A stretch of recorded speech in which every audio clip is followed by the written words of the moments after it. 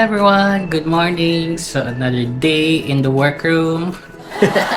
So for today's video, we are currently officially day 2 here in Cebu. So it's Good Friday.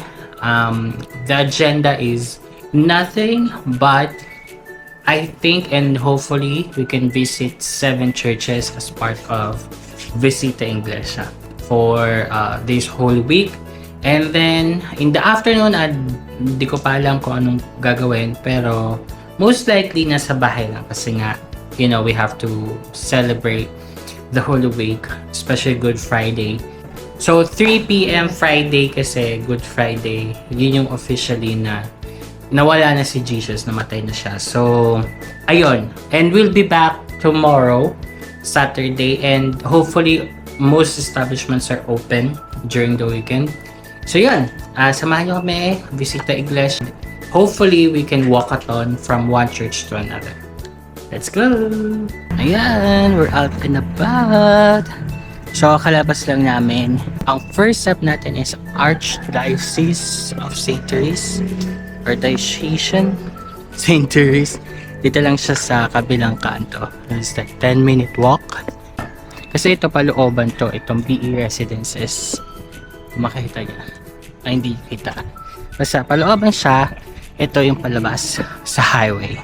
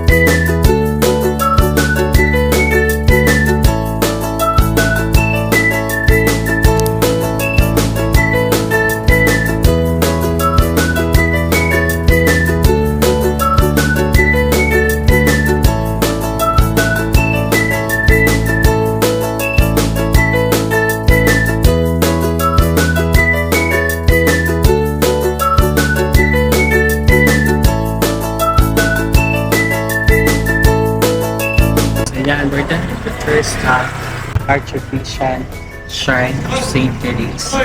So, ang ating second destination is Carmelite Monastery of Cebu. Fun fact lang pala, St. Therese of Lisieux, known as the Little Flower, is famous for her little way of spirituality, seeking holiness through small daily acts of love and trust in God rather than great deeds. She is a doctor of the church, patron saint of missions, and promised to spend her heaven doing good on earth.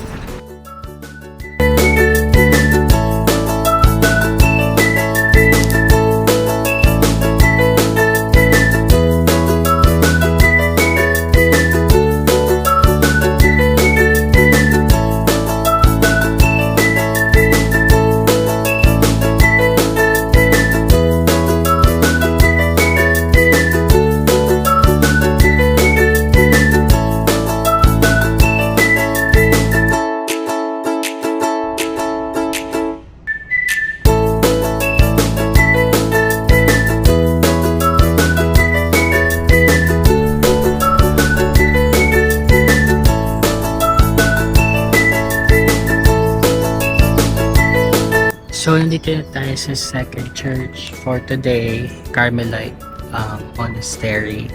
So, it says here that this is a historic cloister established in 1949 serving as a tranquil sanctuary for prayer and contemplation. So, ayun. Located on Pope John Paul II Avenue, it is famously known as the refuge of the late Cory Aquino, during the 1986 People Power Revolution.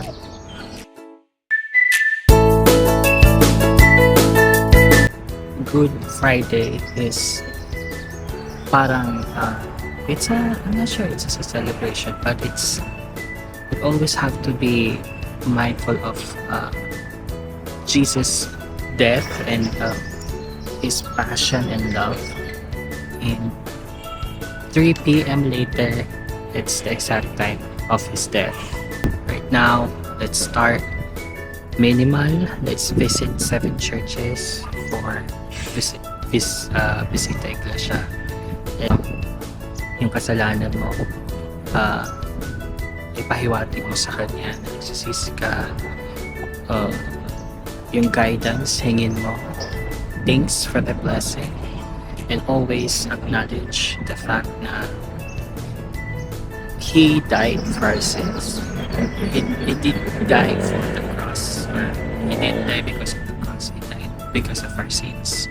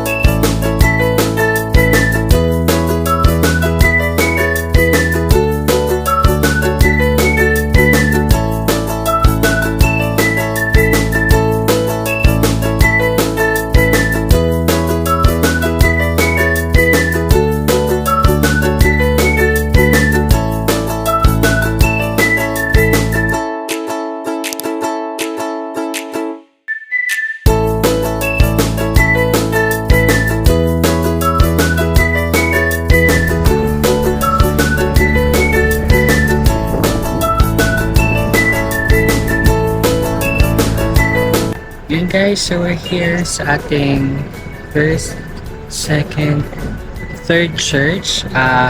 This is the Redemptorist Church, our Mother of Perpetual Help Parish. So, sabi dito, it's a prominent Catholic church located in Apoitis Street, Camputa, Cebu City, and serves as a Redemptorist congregation. So, it's a major center for devotion, and feast day happens every third Sunday of June. Ang ganda ng church. Tapos lang mass. Ayan. So, third natin. And one of the realizations as well while doing this is you have to always have like an open heart na you can do and you can always pray. Pero sometimes yung mga kasalanan kasi natin talaga hindi natin may iwasan. Although nasa isip natin kulang din sa gawa. So yun. By doing this, it reminds you of that. We have our Savior. He saved us. And even we know na we're sinners, you know. Tapos na, so we're going to another church.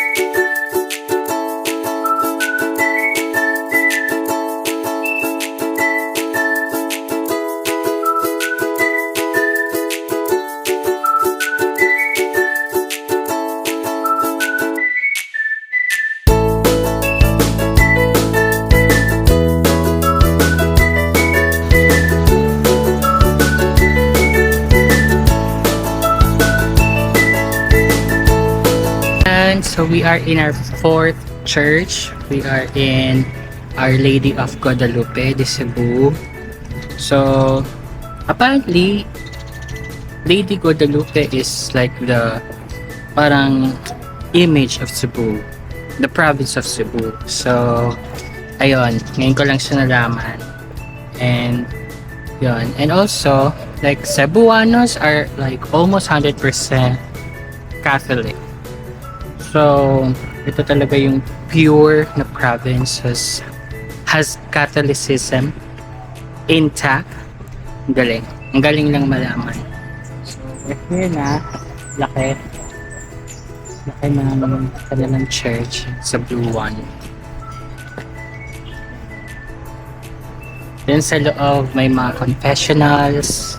So there are 4 fathers, tapos nag-serve sila din sa mga gusto mag-compile sa ayan. So nakita ko ang dami na rin palang pinagaling nitong church nito. And of course ni Blessed Our Lady Guadalupe. So marami ng miracles, may it be tragedy, sickness, calamities. Yun, nabasa ko lang. Galing. Ang galing lang talaga ni Lord.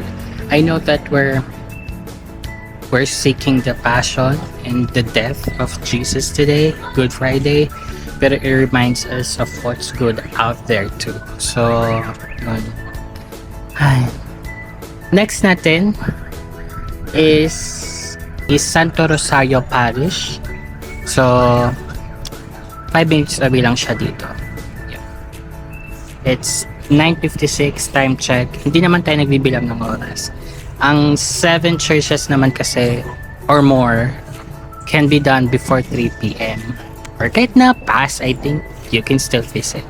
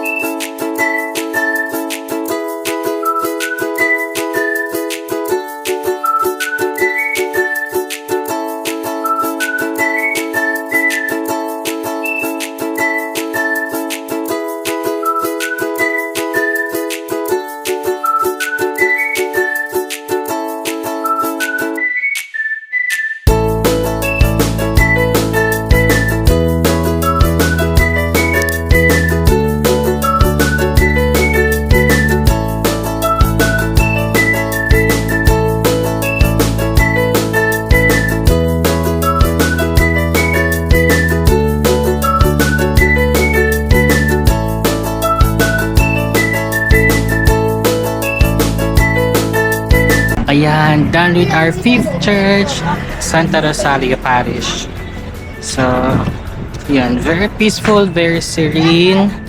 So now, walking na lang tayo papunta sa Metropolitan Cebu Cathedral. So katabi nun is yung final stop natin, which is Santo Niño Church, Basilica Minor.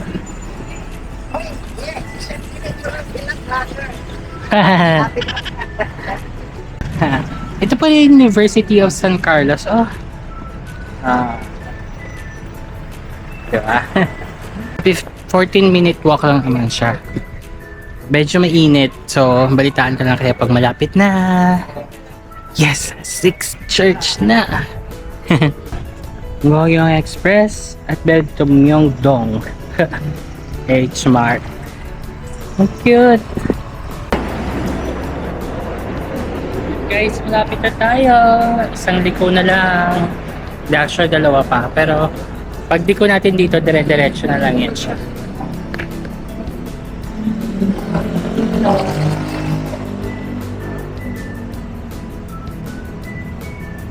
Ito tayo tatawid.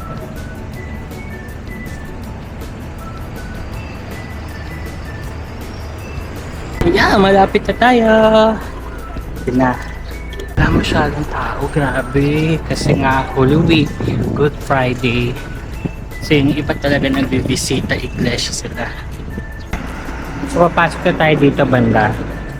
Ayan, doon yung Santo Niño. Mamaya papunta tayo dyan. Dito muna tayo.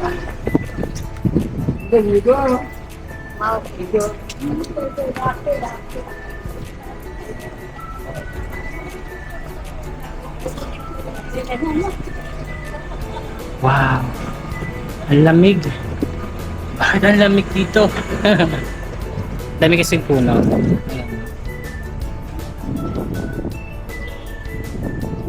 Church.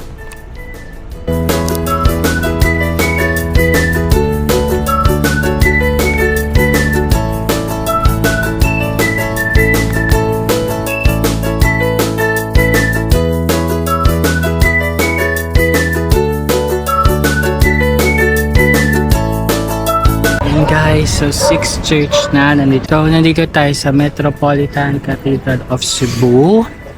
So, sa gilid nun is Santo Niño Church na. Wow. Thank you Lord for the opportunity. Wow. Ayan, patuloy na tayo guys. Papunta kay Santo Niño. Ang daming mga bilihan ng ano.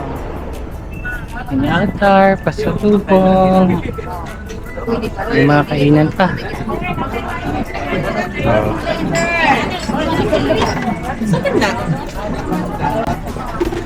Kain tayo. Dali mo ma, mais na kumay ma.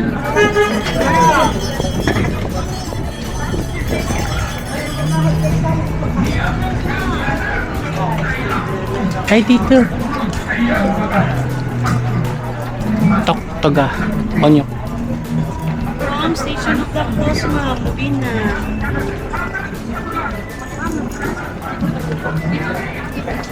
Ito na church. Hindi ako nakapasok kahapon dito kasi naka-shorts ako. Ayun, we're here! Oh, final stop. Thank you, Lord. Santo Niño, we are one. Hi.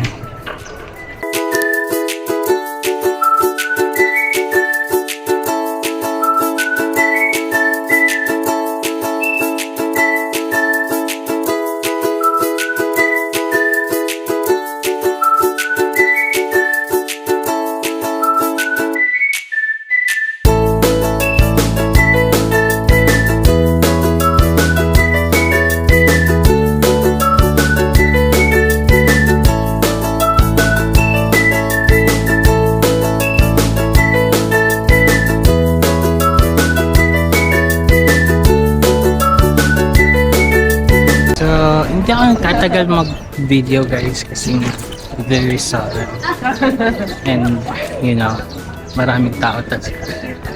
Pero wow, dito na tayo. Our last stop for this Visita Iglesia sa success din.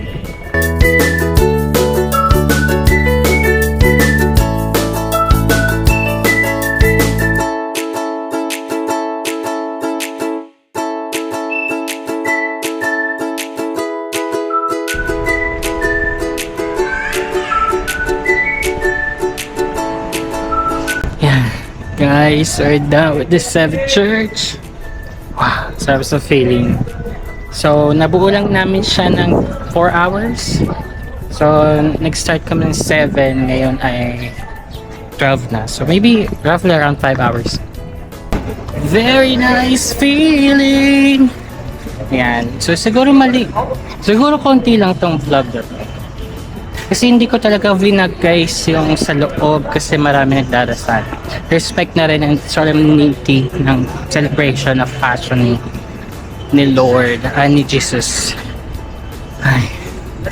Nakapasok din ulit. So, pupunta ulit kami dyan mamas sa Sunday sa Salubong. So, yan. Very excited. Ayan, so nauwi tayo sa Jollibee mga kaibigan. Sarado yung Mang Inasal. So, time check, 11:30 na. Gusto mag-fix na mag-fix. Napakainit.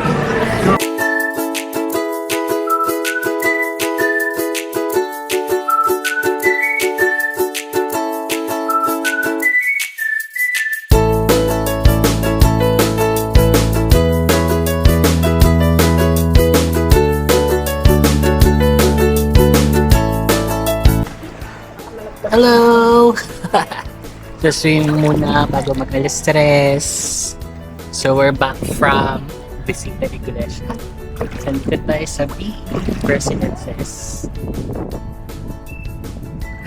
Sige, swim muna tayo.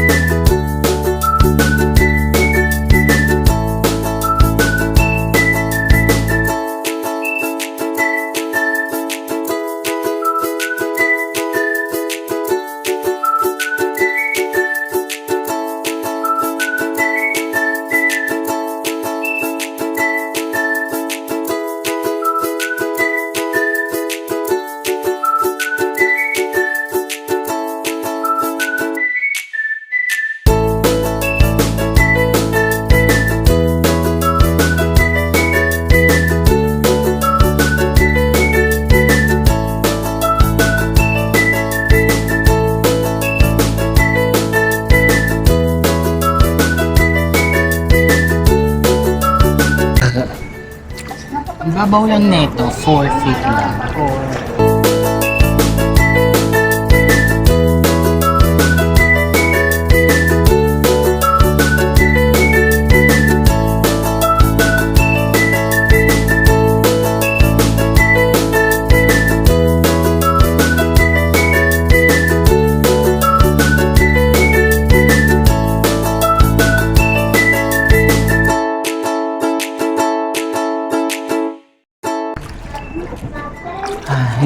Hindi malab yung tubig, masarap yung tubig.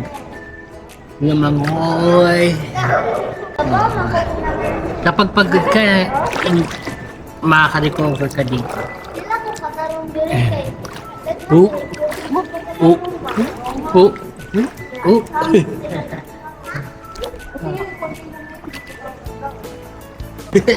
Si Mama, di pa naliligo, bukas na lang daw.